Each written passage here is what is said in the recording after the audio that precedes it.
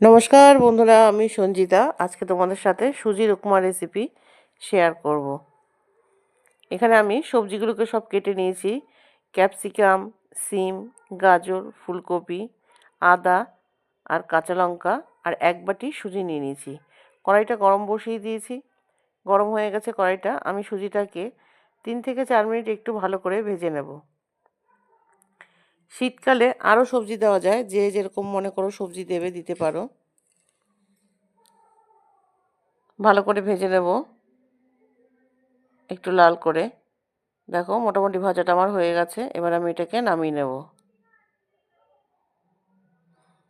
নামিয়ে নিয়ে কড়াইতে তেল দিয়ে দিলাম। তেল দিয়ে একটু সর্ষে ফোড়ন দিয়ে দিলাম, কালো সর্ষে, আর আদা কুচিটা দিয়ে দিলাম, কাঁচা লঙ্কা দিয়ে দিলাম। এবার আমি সবজিগুলোকে ছেড়ে দেব। ফুলকপি, গাজর, সিম এগুলোকে একটু ভেজে নেব, কেননা ক্যাপসিকামটা তাড়াতাড়ি নরম হয়ে যায়। 1 চামচ মতো নুন দিয়ে দিলাম, সামান্য একটু হলুদ দেব।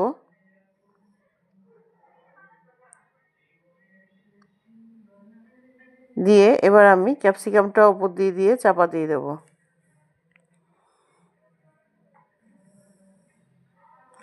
ঝাল সুজি এইভাবে বানিয়ে খেয়ে দেখবে। এটাতে কারি পাতাও ফোড়ন দিতে পারো, কিন্তু কারি পাতা ফোড়ন দিলে কারি পাতার ফ্লেভার আসবে। আমি এখানে আদা ফোড়ন দিয়ে করেছি, এতে আদার ফ্লেভারটা পাওয়া যাবে। কারি পাতা আমি ব্যবহার করিনি এখানে। দেখো ভাজাটা আমার মোটামুটি হয়ে এসছে।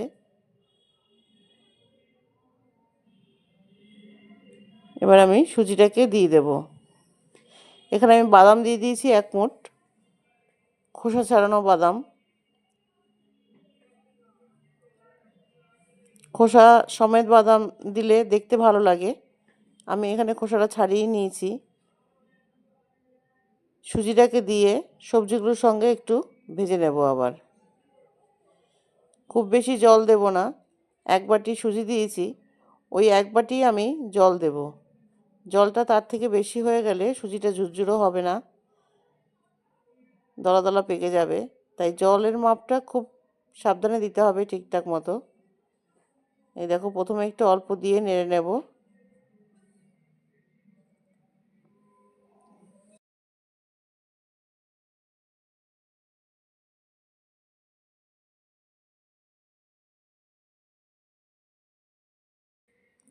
আমি যেহেতু এটা ঝাল সুজি, মিষ্টি দেইনি একটুকু।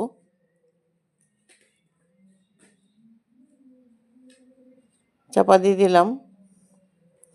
তোমাদের যদি আমার এই রেসিপিটি ভালো লেগে থাকে তাহলে চ্যানেলটিকে সাবস্ক্রাইব করে দিও, লাইক কমেন্ট শেয়ার করে দিও।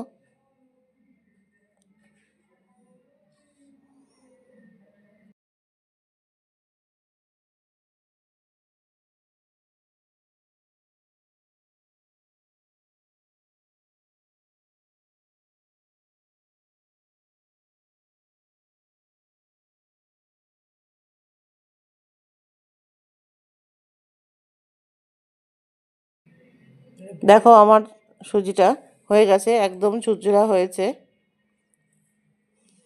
এবার আমি নামিয়ে নিচ্ছি। খেতে খুব ভালো হয়েছিল, তোমরা প্লিজ এটাকে চেষ্টা করবে।